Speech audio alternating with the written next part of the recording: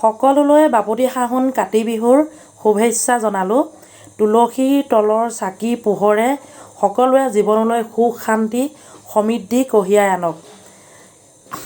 মই আজি তুলসী তলত এগছি বন্তি আৰু এখনি শৰাই আগবঢ়ালোঁ।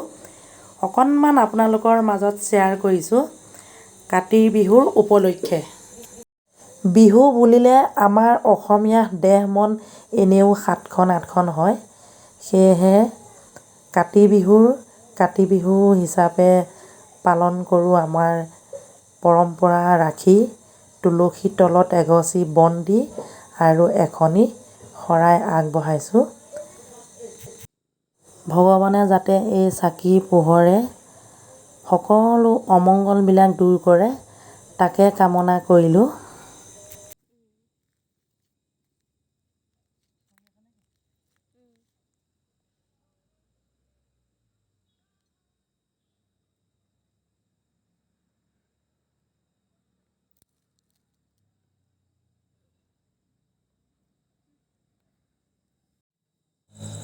বমায়া দি কৰি জীৱ যত ৰাম ৰাম ৰাম ৰাম ৰাম মায়া জামাজে আশ্ৰয় ঘুমতি যায় তুমি সেই চৈতন্য সনাতন ৰাম ৰাম ৰাম ৰাম ৰাম আমিও চেতন নিয়োক নাথ জগাই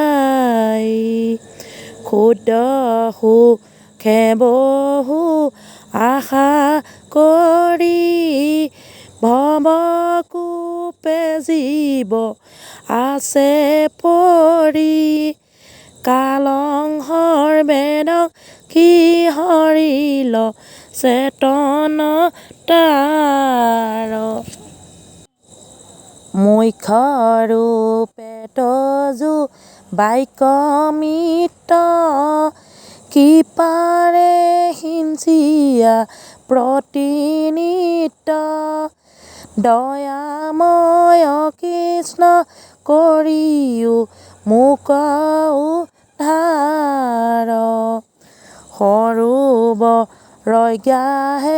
ধৰি আছে গজেন্দ্ৰ পিয়াক পায়া পাছে আকাশে গৰুণ্ড স্কন্দেশ ক্ৰধৰি হৰি দেখি সুবৰ্ণৰ পদ্ম ধৰি বোলে দুখে আৰ্ত নাদ কৰি নমো ভগৱন্ত গুৰুলৈ উদ্ধাৰ কৰি নমো ভগৱন্ত গুৰুলৈ উদ্ধাৰ কৰি সকলোৱে সাধ্য অনুযায়ী কাতি বিহু পালন কৰিছে।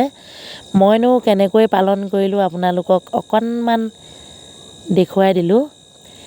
ইয়াত মোৰ কিবা ভুল ভ্ৰান্তি হৈছে যদি আপোনালোকে শুধৰাই দিব বুলি আশা ৰাখিলোঁ।